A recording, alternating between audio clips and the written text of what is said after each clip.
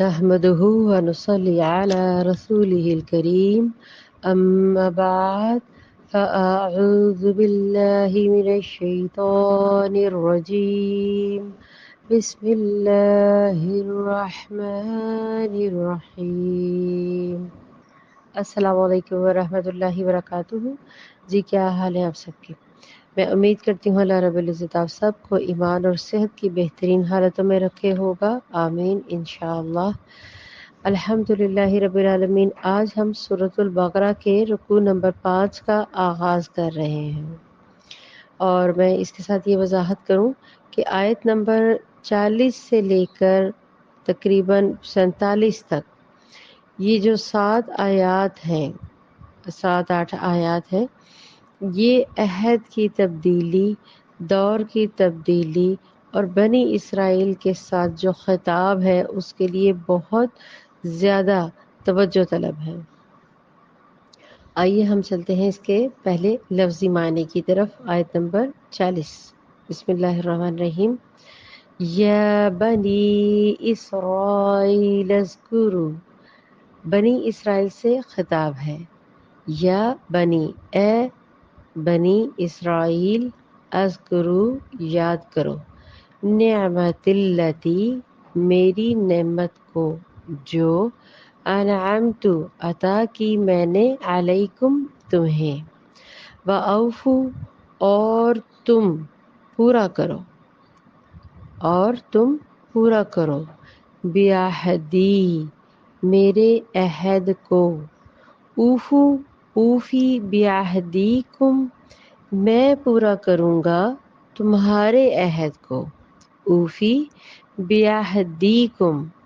اب یہاں پہ اللہ تعالیٰ اپنی بات کر رہے ہیں، میں پورا کروں گا تمہارے عہد کو، وَإِيَّايَ فَارْهَبُونَ، پس صرف مجھ ہی سے تم ڈرو، فرحبون، ڈرو، اطاعت میں آئے گا، ڈرنے میں آئے گا، اور سرکشی کے ساتھ جو سر بلند کیا جاتا ہے اس کے ڈرنے کا حکم دیا جا رہا ہے۔ یہ اس کا تھوڑا سا مختصر سا معنی۔ اب میں چاہنے چاہوں گی کہ آپ اس کو دوبارہ سے بنی اسرائیل سے یہ جو خطاب ہو رہا ہے اس کی تھوڑی سی ڈیٹیل بھی بتا سوں۔ یہاں سے چونکہ خطاب شروع ہو رہا ہے اور یہ خطاب تقریباً 5ویں رکوع سے 14ویں رکوع تک مسلسل 10 رکوعات پر محیط ہے۔ البتہ ان میں کچھ تقسیم ہے، جیسے کہ پہلا رکوع جو ہے وہ دعوت پر مشتمل ہے، جس میں کسی دعوت کا ذکر، مطلب کسی دین کے دعوت کا ذکر ہے کہ اگر تم یہ دین کی دعوت دو گے، تعلیمات دو گے تو یہ تمہیں فوائد ملیں گے، سب سے پہلی بات۔ پھر جو دعوت کے اجزاء ہیں ان کو بارے میں غور کروایا جا رہا ہے کہ یہ جو 7 آیات ہیں، میں نے پہلے بھی ذکر کیا، چل تو یہ 10 رکوع تک مسلسل چلے گا، لیکن ان 7 آیات میں اسپیشلی جو تنبیہ کی جا رہی ہے وہ بنی اسرائیل کو کہا جا رہا ہے، اور یاد کرنے کو اور عہد کے بارے میں سمجھایا جا رہا ہے کہ بنی اسرائیل کی جو حیثیت ہے سابقہ امت مسلمہ کی تھی اس وقت جب قرآن پاک نازل ہو رہا تھا، جن کو یہاں دعوت دی جا رہی ہے وہ بھی مسلمان ہی تھے، لیکن رسول اکرم صلی اللہ علیہ وسلم کی ان کو انکار کرنے کی وجہ سے ان کو کافر ہو گئے۔ تو یہاں پہ وہی بات ریپیٹ کی جا رہی ہے قرآن پاک میں کہ جس طرح بنی اسرائیل کے لوگ آپ صلی اللہ علیہ وسلم کا حکم نہ ماننے کی وجہ سے کافر ہو گئے ہیں، تو یاد رکھیں آپ بھی کہیں پہ وہ غلطی نہ کر لینا، ورنہ کیا ہوگا، ورنہ وہ حضرت موسیٰ علیہ السلام کے ماننے والے تھے، جو پہلے شریعت تھی ان کے پاس تھی، بڑے بڑے علماء تھے، ان میں عالم تھے، ان کا اتنا علم تھا، اتنا نالج تھا کہ ان کے علم کا چرچا دنیا بھر میں چھایا ہوا تھا۔ غرض یہ کہ ان کو ہر چیز کی نالج تھی، سمجھ تھا، فہم تھا۔ یہاں کے دعوت دی جا رہی ہے کہ اس قدر زیادہ علم ہونے کے باوجود آج وہ مسلمان نہیں ہیں، بلکہ وہ کیا ہو گئے ہیں، وہ باغی ہو گئے ہیں، وہ کافر ہو گئے ہیں، کیونکہ انکار کر دیا۔ اچھا جی، آگے ہم چلتے ہیں، اس آگے کی طرف بڑھتے ہیں۔ تو اگر کوئی ایک دائی کا گروہ جو چل رہا ہو، جو دعوت دینے کا کام کر رہا ہو، جو دین کا دائی بننے کی کوشش کر رہا ہو، اگر وہ تورات، زبور، انجیل ان پر یقین رکھے اور قرآن پاک کے اوپر یقین نہ رکھے یا رسول اکرم صلی اللہ علیہ وسلم پر یقین نہ رکھے تو وہ تو کافر ہو گیا۔ تین پہ یقین رکھا، چوتھی کو نہ مانا، مطلب کہ تمام فرشتوں پہ یقین رکھا اور صرف جبرائیل علیہ السلام کو نہ مانا، تمام پیغمبروں کو مانا تو حضرت محمد صلی اللہ علیہ وسلم کو نہ مانا تو دین تو مکمل نہیں ہوتا، اس طرح تو کامیابی نہیں ملے گی۔ تو لہٰذا یہاں پہ بنی اسرائیل کو بھی مخاطب کیا جا رہا ہے اور بتایا جا رہا ہے امت مسلمہ کو جو آپ صلی اللہ علیہ وسلم کی جو پیروکار تھے ان کو۔ چلیں آیت کی طرف چلتے ہیں۔ چنانچہ یا بنی اسرائیل اذکروا نعمتی التی انعمت علیکم، اے بنی اسرائیل یاد کرو میرے اس انعام کو جو میں نے تم پر کیا۔ یہ جو آیت ہے وہ والی بات ہے کہ مختصر ٹائم ہوتا ہے لیکن بہت گہری باتیں ہیں اس میں۔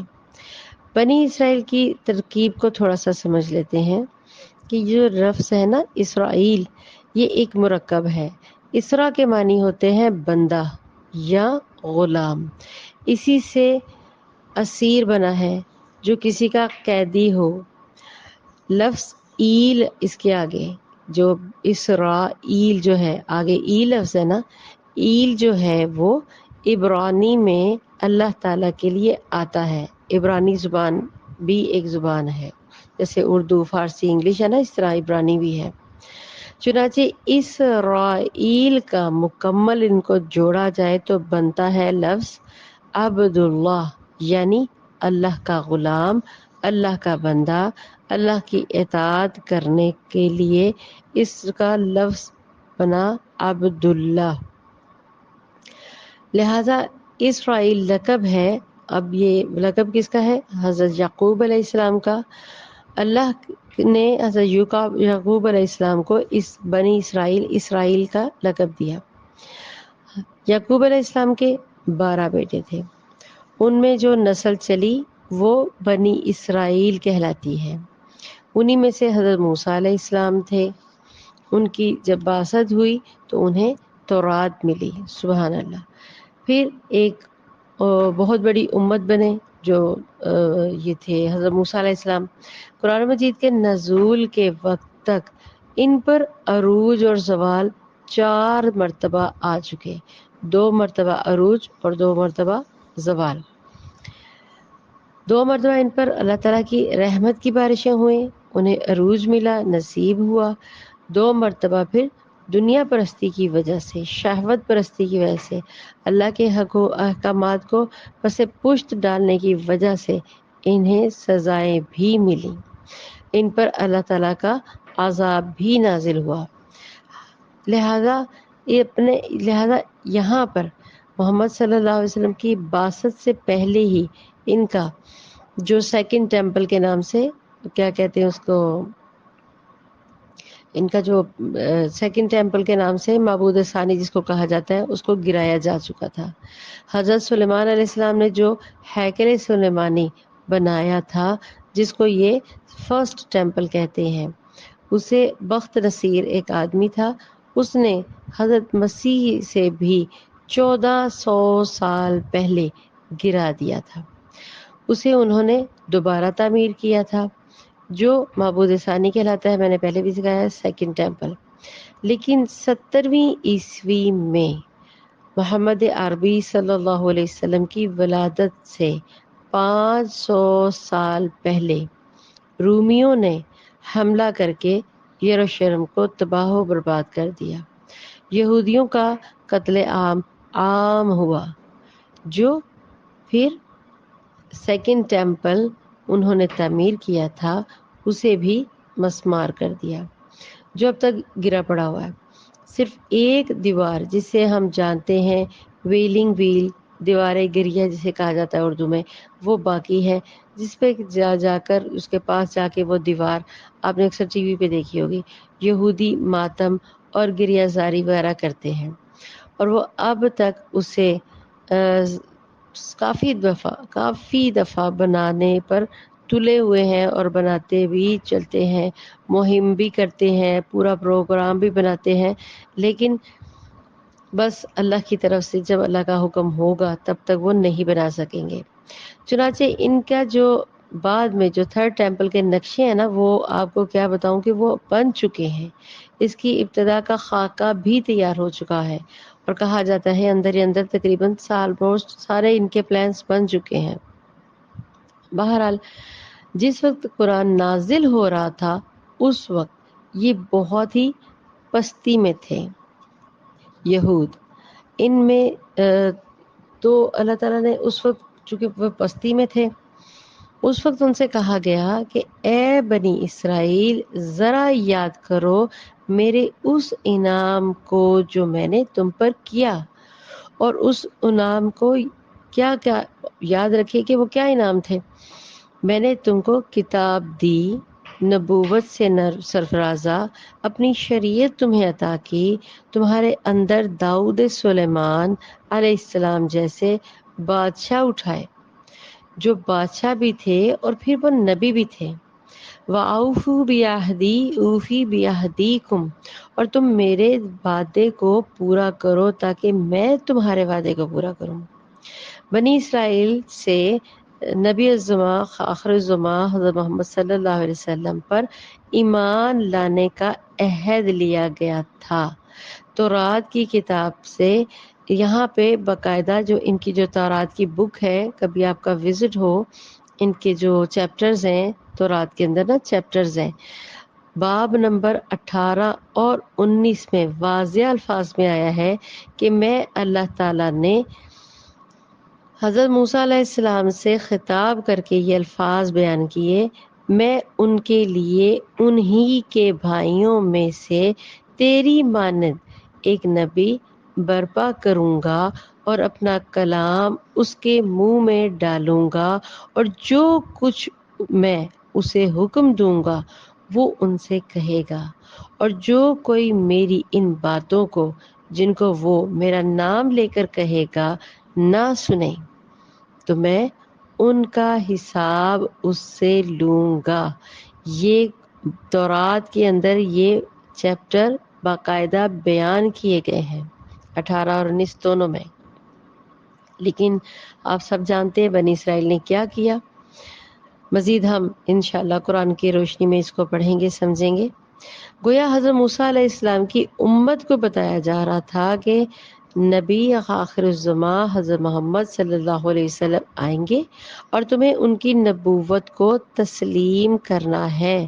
قرآن مجید میں آگے انشاءاللہ سورۃ الاعراف جو ہے وہ آئے گی، یہاں فرمایا کہ تم میرا عہد پورا کرو، میں اس نبی اکرم صلی اللہ علیہ وسلم کو تسلیم کرو، تو اس پر ایمان لاؤ، اس کی صدا پر لبیک، کس کا ذکر ہو رہا ہے؟ آپ صلی اللہ علیہ وسلم کا، اس کی صدا پر لبیک کہو تو میرے انعام و اکرام مزید بڑھتے چلے جائیں گے۔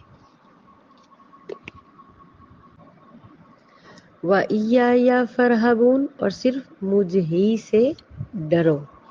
یہ اس کا مختصر، میں اس کو کتنا مختصر کروں، پھر بھی اس کی کتنی زیادہ باتیں ہیں جو ایکسپلین کیے بغیر نہیں رہی جا سکتی، لہذا آپ سب سے ریکویسٹ ہے کہ اس کو لازماً توجہ کے ساتھ آپ پڑھیں۔ اللہ تعالیٰ نے بنی اسرائیل پر کیا کیا انعامات رکھے تھے، سیدنا یعقوب علیہ السلام سے لے کے سیدنا عیسیٰ علیہ السلام تک تمام نبی آل یعقوب علیہ السلام میں سے تھے، ٹھیک ہے، یہ یاد رکھیں۔ اللہ تعالیٰ نے ان پر دین اور دنیا کی رہنمائی اور کامیابی کے راستے کھولے اور ان کو دوسروں کی رہنمائی کا فریضہ سونپا۔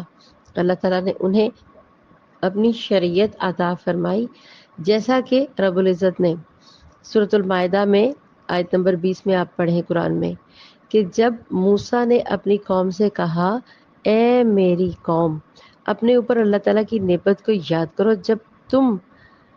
جب تم انبیاء بنائے تھے، تم میں سے ہی انبیاء بنائے تھے، تمہیں بادشاہت بنائی گئی تھی، اور اس نے تمہیں اور جو کچھ بھی جہانوں میں سے کسی کو نہیں دیا وہ عطا کیا تھا۔ آپ جانتے ہیں کہ بنی اسرائیل کو انعام کیوں یاد کروائے جا رہے ہیں؟ سوچیں، بنی اسرائیل کو انعام اس لیے یاد دلایا جا رہا ہے تاکہ ان میں سے جو بھلائی کا مادہ رکھتے ہوں، جو حق کو قبول کر سکتے ہوں، جن کے اندر ابھی بھی شرم و حیا باقی ہو، تو ان کو وہ وعدہ یاد کرایا جا رہا ہے، اپنے حق کو جانو پہچانو۔ بنی اسرائیل کو انعام اس لیے بھی یاد دلایا جا رہا ہے تاکہ یہودی نبی اکرم صلی اللہ علیہ وسلم کے ساتھ دیں اور ان کے حق میں اللہ تعالیٰ کا وعدہ پورا کریں۔ وہ عہد یہ تھا، وَأَوْفُوا بِعَہْدِی، وہ عہد یہ تھا کہ تم تورات کے احکامات کی پابندی کرو گے اور نبی آخر زمانہ کو ان کے اوپر ایمان لاؤ گے۔ تو انہوں نے کیا کیا؟ انہوں نے جب پیغمبر آئے، حضرت محمد صلی اللہ علیہ وسلم آئے، ان کو لگا کہ اب تو ہماری واہ واہ ختم ہو چکی ہوئی ہے، ہمارا جو خاندانی جو ہمارے معاملات، جو ہماری جاہ و جلال اور یہ باتیں، یہ تو ختم ہو رہی ہیں۔ اور پھر نبی اکرم صلی اللہ علیہ وسلم، یہ تو ہماری بنی اسرائیل والی قوم سے نہیں ہے، یہ تو دوسری قوم سے ہیں۔ تو یہ وہاں پہ بھٹک بھی گئے اور اپنے آپ کے اندر انہوں نے اتنے پروپیگنڈاز بنائے کہ حق کو جاننے پہچاننے سے انہوں نے چھپا دیا۔ انہوں نے اپنی آپ صلی اللہ علیہ وسلم کی جو شریعت کے احکامات آئے تھے اس کو چھپا دیا۔ علماء نے علم رکھنے کے باوجود، اور انہوں نے کیا کیا؟ یہ آل عمران میں جب اللہ تعالیٰ نے ان کو جب آل عمران کے اندر آیت نمبر ہے 187، جب اللہ تعالیٰ نے ان لوگوں سے پختہ عہد لیا جنہیں کتاب دی گئی تھی کہ تم اس کتاب کو لوگوں کے سامنے ضرور بیان کرتے رہو گے تو تم اس سے نہیں چھپاؤ گے، تو انہوں نے کیا کیا؟ الٹا انہوں نے وہاں پہ چھپایا۔ یہی ہے نا، اسی طرح سے یہ جو ہے المائدہ سورت، اس میں آیت نمبر 12 کے اندر سیم یہی چیز دوبارہ آئی ہے کہ اللہ تعالیٰ کیا فرماتے ہیں؟ بلا شبہ یقیناً اللہ تعالیٰ نے بنی اسرائیل سے پختہ عہد لیا تھا، اور ہم نے ان میں سے 12 کو سردار مقرر کیا، اور اللہ تعالیٰ نے کہا میں بلا شبہ تمہارے ساتھ ہوں اگر تم نماز قائم کرو، زکوٰۃ ادا کرو، میرے رسولوں پر ایمان لائے، ان کو قوت دی اور اللہ تعالیٰ کو قرض حسنہ دیا، تو میں ضرور تمہیں تمہارے گناہ سے دور کر دوں گا اور تمہیں ضرور جنتیوں میں داخل کروں گا جن کے نیچے نہریں بہتی ہیں۔ چنانچہ اس کے بعد بھی تم میں سے جس نے کفر کیا تو وہ یقیناً وہ سیدھی راہ سے بھٹک گیا۔ یہ المائدہ کی آیت ہے 12۔ یقین مانے آپ قرآن مجید کو کھول کے دیکھیں، یہ واقعہ جو ہے بنی اسرائیل کا، یہ بار بار آیا ہے کہ انہوں نے ہر بار نعمتیں عطاعت ملنے کے باوجود بارہا کیا کیا؟ بھٹکے، کبھی کسی کی پوجا کی، کبھی کسی کی پوجا کی، کبھی اپنے آباء و اجداد کی پوجا کی، کبھی اپنے بتوں کی پوجا کی، اور پھر آپ صلی اللہ علیہ وسلم کو ماننے سے انکار کیا۔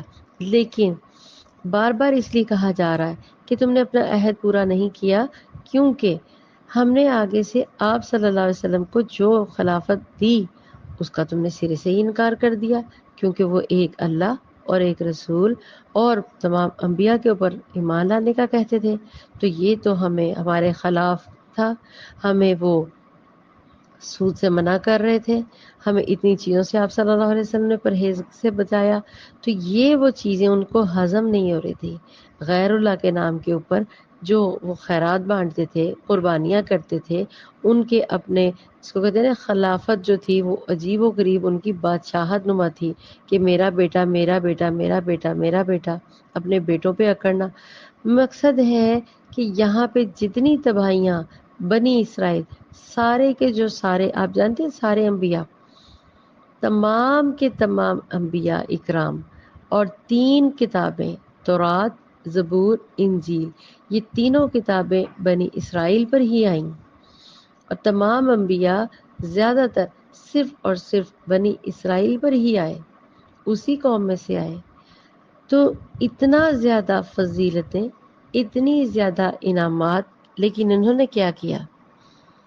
انہوں نے انکار کیا، پھر سرے سے ہی جھٹلانے لگے۔ تھوڑی سی وضاحت اور کرنا چاہوں گی کہ بنی اسرائیل کا مطلب میں بتا چکی ہوں کہ عبداللہ یعنی اللہ کا بندہ، اسرائیل یعنی یعقوب علیہ السلام کا لقب تھا۔ یہود کو بنی اسرائیل کہا جاتا ہے۔ سیدنا یعقوب علیہ السلام کے 12 بیٹے تھے، اس وجہ سے میں نے آپ کو بتایا کہ ان کو 12 قبیلوں کے اوپر پھر ان کو فوقیت فضیلت دی۔ ان میں سے جو بنی اسرائیل کے 12 قبیلے وجود میں آئے، بنی اسرائیل کنعان میں آباد تھے، سیدنا یعقوب علیہ السلام کے 12 بیٹے تھے، ان میں آپ کو نام اچھے خاصے یاد ہوں گے۔ سیدنا یوسف علیہ السلام مصر میں پہنچنے کے بعد ان کے اہل خاندان وہاں پہنچے۔ بنی اسرائیل میں کثیر التعداد میں نبی آئے، مثلاً حضرت یوسف علیہ السلام، حضرت یحییٰ علیہ السلام، حضرت ہارون علیہ السلام، سیدنا موسیٰ علیہ السلام، سیدنا زکریا علیہ السلام۔ بنی اسرائیل میں تورات، زبور، انجیل 3 کتابیں اللہ کی طرف سے نازل کی گئیں۔ مدینہ میں ان کی گزشتہ علم اور فضیلت اور افضل بنا کر ان کی ڈھاک بیٹھ چکی ہوئی تھی کہ یہود بہت بڑے معتبر لوگ ہیں، علم میں، فراست میں اور کافی چیزوں میں۔ اس کے علاوہ بھی اللہ تعالیٰ نے اس قوم پر بے انتہا جسے کہتے ہیں نا انعامات، احسانات کیے۔ تو اس وجہ سے اللہ تعالیٰ فرماتے ہیں اذکرو نعمت اللتی، جو میں نے تمہیں نعمتیں دیں انہی کو یاد کر لو۔ اللہ تعالیٰ نے یعقوب علیہ السلام کا تذکرہ کر کے ان کی اولاد یعنی یہود کو نیکی کی رغبت دلانی چاہیے کہ اے اللہ کے نیک بندے، یعقوب کے بیٹوں، اپنے باپ کی مانند نیک بنو۔ تو لہٰذا یہ جتنا بھی ذکر کیا جائے کم ہے، لیکن آپ خود بھی اس کی ضرور ڈیٹیلز لیں۔ وَإِيَّايَ فَارْهَبُونِ، اس لیے اللہ تعالیٰ آخر میں فرماتے ہیں کہ تم لوگ بھول گئے، تم لوگ بھٹک گئے لا علمی سے بھی، اور کچھ اپنے اندر جو تم نے اپنے ہی دماغ کے اندر اپنی بڑائی بنا لی ہوئی ہے وہ بھول چکے ہو، تو تم مجھ سے ڈرتے رہو۔ وَإِيَّايَ فَارْهَبُونِ، مجھ ہی سے ڈرو، میرے غیر سے نہ ڈرو۔ یعنی اللہ تعالیٰ نے ان اسباب کو اختیار کرنے کا حکم دیا جو وفائے عہد کے وقت تم سے لیا گیا تھا۔ جو کھانا کھاتے ہو اس سے ڈرو، جو غلط کھانا کھاتے ہو اس سے ڈرو، جو غلط حرکات کرتے ہو اس سے ڈرو، جو غلط چیزیں تم نے رائج اپنے اندر کر لی ہے ان سے ڈرو۔ فَإِيَّايَ فَارْهَبُونِ، ان باتوں سے ڈرو، احتیاط برتو۔ انشاءاللہ اسی سے آگے اگلی آیت میں اس کا مزید تذکرہ پڑھیں گے، اور وہ کیا کیا معاملات تھے اس کو کھول کے اللہ تعالیٰ قرآن پاک میں آگے سے بتا رہے ہیں۔ انشاءاللہ ہم آگے پڑھیں گے۔ وآخر دعوانا ان الحمد للہ رب العالمین۔ السلام علیکم ورحمۃ اللہ وبرکاتہ۔